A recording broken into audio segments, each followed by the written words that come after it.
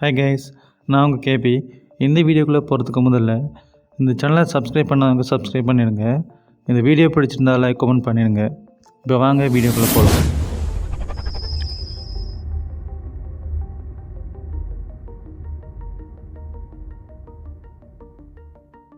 இந்த வீடியோவில் fuel metre எப்படி ஒர்க் ஆகுதுன்னு சொல்லி தான் பார்க்க போகிறோம்.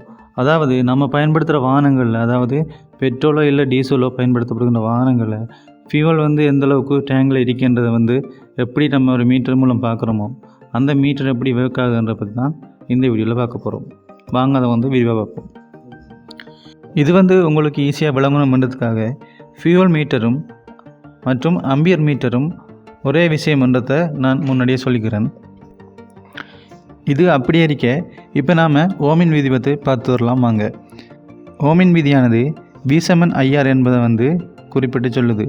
அதாவது உங்களுக்கு இதை ஈஸியாக சொல்லணும்னு சொன்னால், ஒரு வோல்ட் அளவானது மின்னோட்டம் மற்றும் தடையின் பெருக்கத்திற்கு சமனாக இருக்கும். இதில் V என்று சொல்கிறது வோல்ட் அளவாகவும், I என்று சொல்கிறது அம்பியராகவும் அதாவது மின்னோட்டமாகவும், R என்று சொல்கிறது தடையாகவும் காணப்படும். இங்கு தடையின் அலகு ஓமாகவும், மின்னோட்டத்தின் அலகு அம்பியராகவும், வோல்ட் அளவின் அளவு வோல்ட்டாகவும் காணப்படுகின்றது. இந்த V/IRற்கான சமன்பாட்டின் மூலம் ஐயிற்கான, அதாவது மின்னோட்டத்துக்கான சமன்பாட்டினை எழுவாய் மாற்றம் செய்வதன் மூலம் ஐயிற்கான சமன்பாடாக V/R அதாவது வோல்ட் அளவின் கீழ் தடை என்பதனை நாம் பெற்றுக்கொள்ள முடியும்.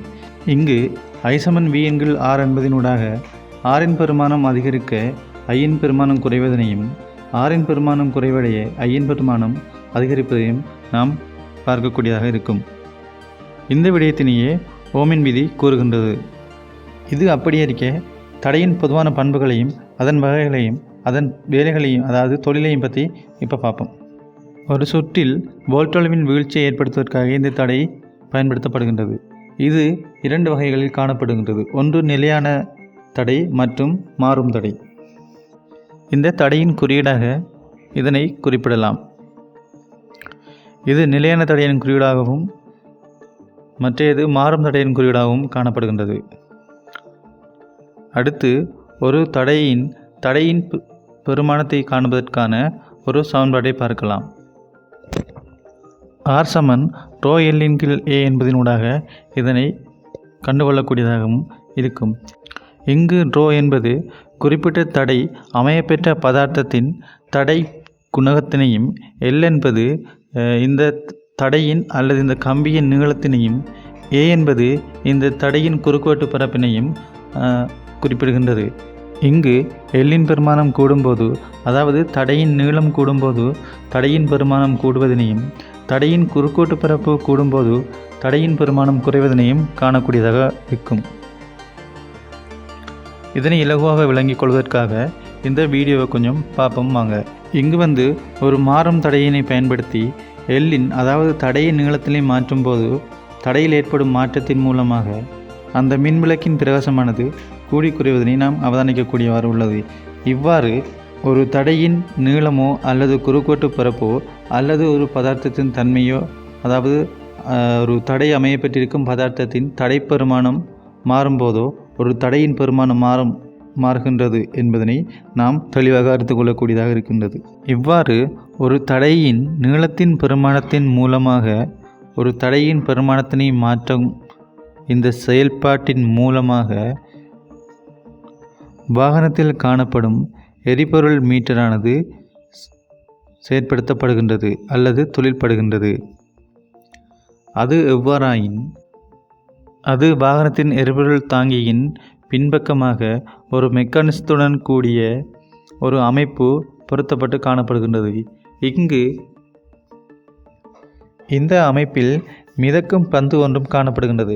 இந்த பந்தானது எரிபொருள் தாங்கியின் உள்ளே வைக்கப்படுகின்றது. இதன் மூலம் இந்த பந்தானது எரிபொருளில் மிதந்தவாறு காணப்படும்.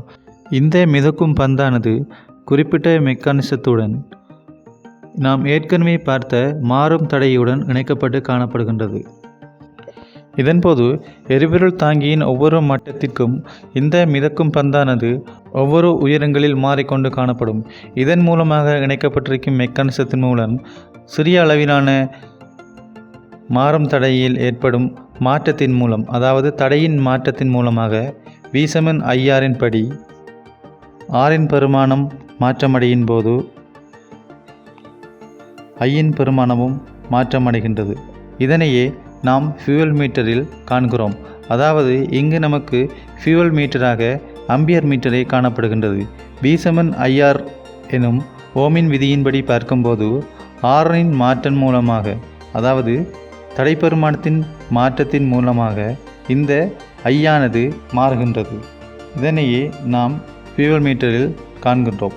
இங்கு V ஆனது, அதாவது வோல்ட்டளவானது மாற்றமடையாமல் காணப்படும். இந்த வீடியோ பிடிச்சிருந்தா லைக் பண்ணுங்கள், ஷேர் பண்ணுங்கள், சப்ஸ்கிரைப் பண்ணாங்க சப்ஸ்கிரைப் பண்ணுங்கள். நன்றி.